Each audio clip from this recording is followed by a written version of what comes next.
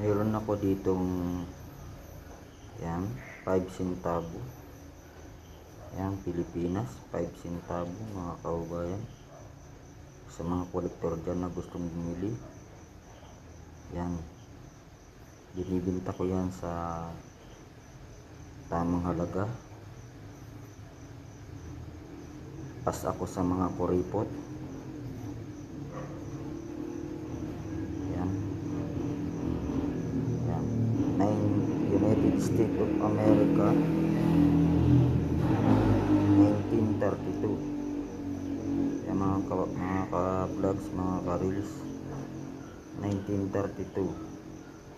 United States of America, 5 centavos. Yan, Pilipinas. Yan, silver coin, 5 centavos. Sa gustong may bumili, ayan. Kita nyo naman. Origyan.